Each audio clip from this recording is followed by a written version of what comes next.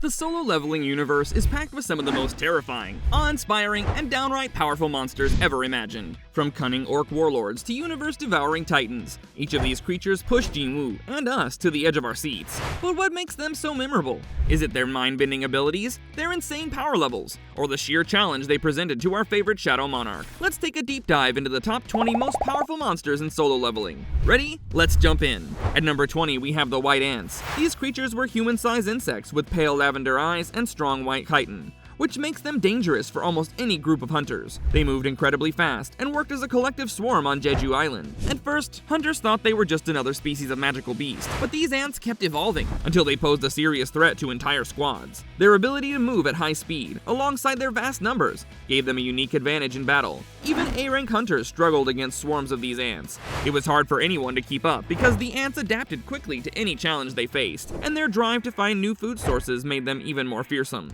They might seem like mindless drones at a glance, but their sheer numbers and impressive adaptations earned them a place on this list. Moving on to number 19, we have Guruk Taru, the orc warlord and chief of the Red Blade tribe. He was huge, very muscular, and had green skin with long black hair. Many orcs followed him because he was known for being ruthless in battle, always ready to fight and conquer. He kept hearing strange voices that urged him to kill humans, and this made him more violent over time. His strength was so great that weaker hunters stood no chance against him. While he was not as cunning as some other monsters, his raw power and wild attacks forced his enemies to fight with caution. When he ran into Sung Jinwoo's family, things took a bad turn, and he ended up facing Jinwoo himself, who made quick work of his entire tribe. Even though Guruk Taru wasn't clever, his pure strength and vicious behavior made him a memorable opponent for those unfortunate enough to cross his path. At number 18, there's the Earth Giant, a towering monster that dwarfed many other creatures inside its dungeon. The Earth Giant looked like a walking piece of terrain, with multiple arms and a single large red eye centered on its face. While we didn't see it fight Sung Jinwoo directly, it was clear that this creature was more dangerous than many of the lower floor bosses Jinwoo had faced before.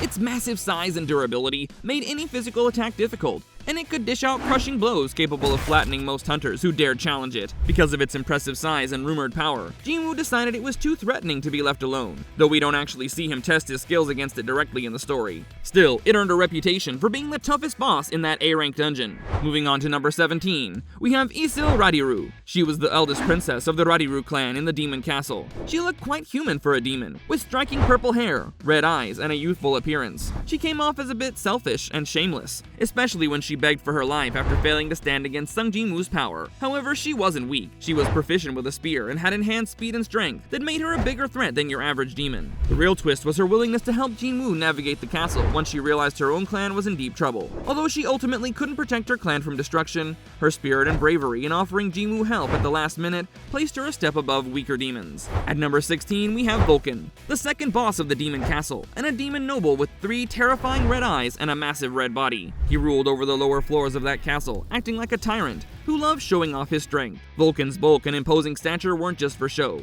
His speed was surprisingly high for a demon of his size, and his rage ability let him fight at boosted power levels. Facing Vulcan wasn't easy because he could close the distance quickly and deliver bone-shattering blows. However, Sung Jinwoo managed to beat him. Still, it took a fair bit of caution to avoid his rampages. Moving on to number 15, we have Gima. Gima began as a giant sea serpent-like monster with black scales and purple energy coursing through his body. He was the boss of a dungeon that Sung Jinwoo's guild targeted. After losing to Jinwoo, Gima was resurrected as one of his shadow soldiers. In shadow form, Gima gained even more formidable abilities, including the power to manipulate his size using mana. Wielding a pair of black tridents, Gima became an effective force for controlling the battlefield. While he wasn't as notable as some other stronger shadows in Jinwoo's army, Jima's raw power and intimidation factor made him valuable during raids against powerful monsters like Ligia's giants. His growth and size surprised many of the enemies he faced, and he proved that Jinwoo's overshadowed warriors weren't just mindless puppets. They each had specific talents that could turn the tide of a fight. At number 14, we meet Kargogan, also referred to as Tusk after Jinwoo resurrected him. This high orc shaman wasn't just physically strong, but also magically gifted. He had bright red skin, teal tattoos, and glowing red eyes that showed off his status as a shaman with tremendous mana reserves. His skill set ranged from summoning curses to using hymns that boosted his stats or protected him. One of his deadliest techniques was his gravitation magic, which could crush enemies under its force if they weren't prepared.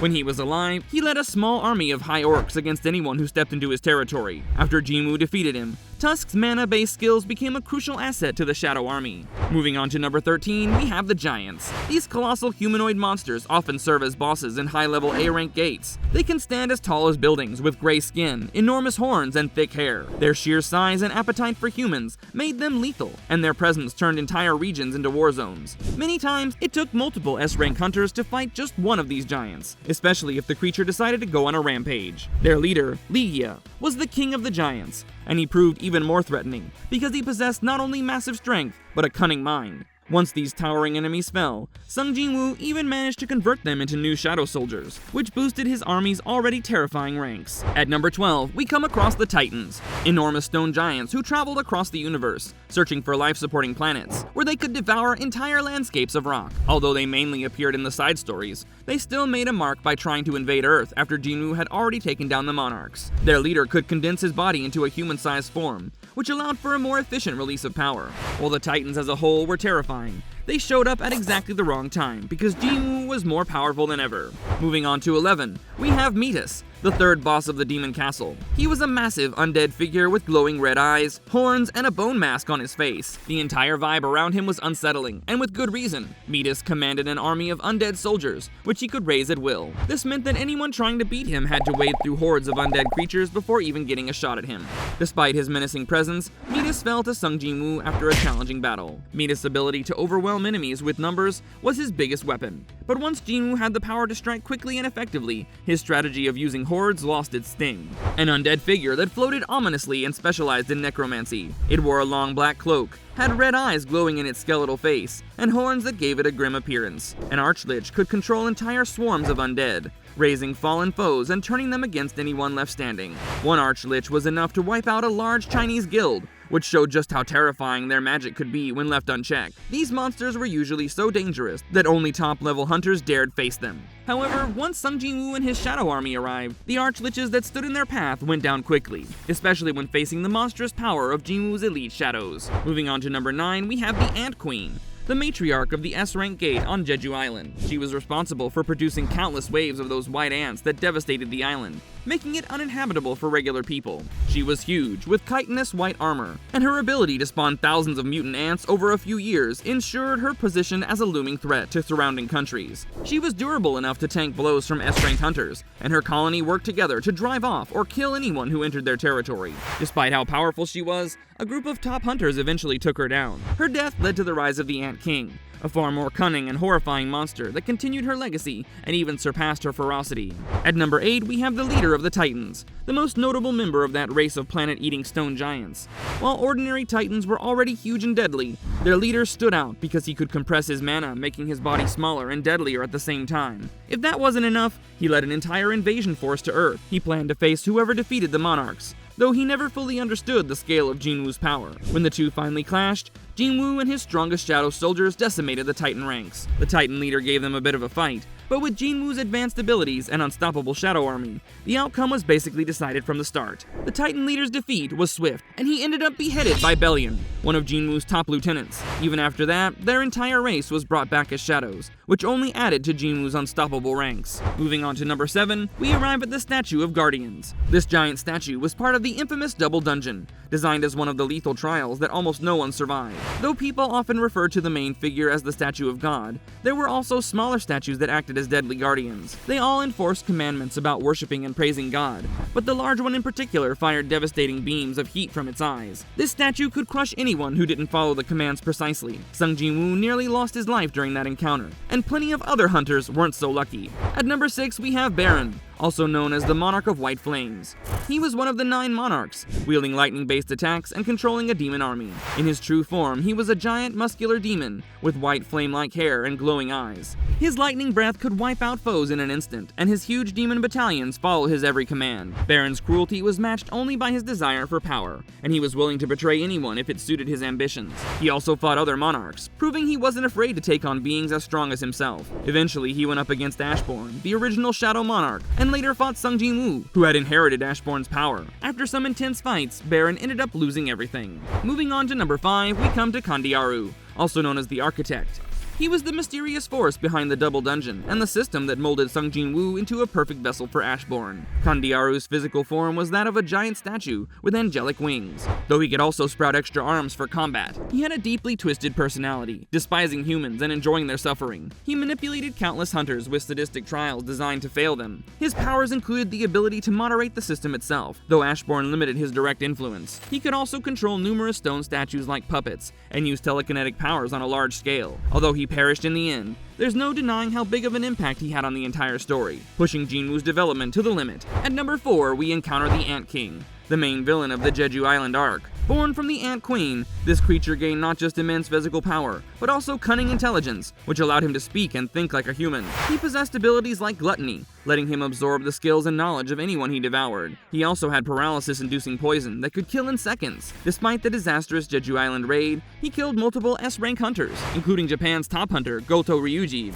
His reign of terror came to an end when Sung Jinwoo defeated him. However, Jinwoo resurrected him as Beru, one of the strongest and most loyal shadow soldiers. At number 3, we have the leader of the giants, known as Ligia, or the Monarch of the Beginning. He was cunning, with bluish-gray skin, black hair, and bright red eyes that reflected his sly nature. Though physically strong, his real threat came from his ability to manipulate words and his pledge of trust, a spell that prevented lies between those bound by it. Imprisoned on Earth as the hidden boss of the Tokyo S-rank gate, he tried to trick Sung Jinwoo into freeing him. Once he realized Jinwoo was a fellow monarch, he attacked, but Jinwoo finished him off. Ligia's cunning, paired with the strength of a monarch, meant that a fight against him required both brute force and mental sharpness. At number 2, we meet Kamish, the boss of the very first S-rank gate ever to appear on Earth. This massive red dragon caused catastrophic damage to the American West Coast, proving his destructive potential. His name alone struck fear into people's hearts, because he wiped out multiple S-rank hunters before finally being brought down. Those who defeated him eventually rose to become national-level hunters. His fang was crafted into a powerful dagger set,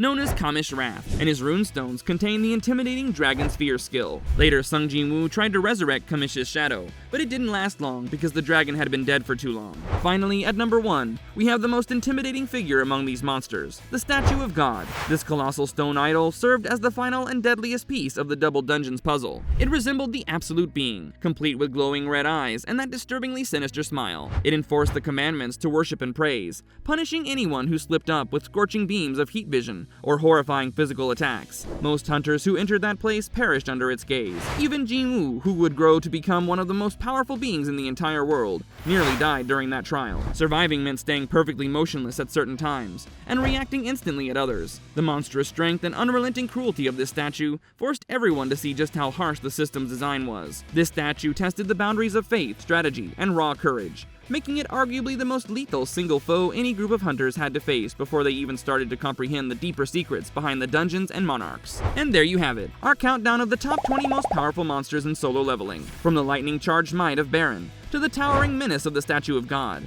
These creatures brought the thrill, strategy, and stakes that made this series unforgettable. What's your take? Did we miss a monster that gave you chills? Or maybe one of your favorites deserves a higher spot on the list? Share your thoughts in the comments below.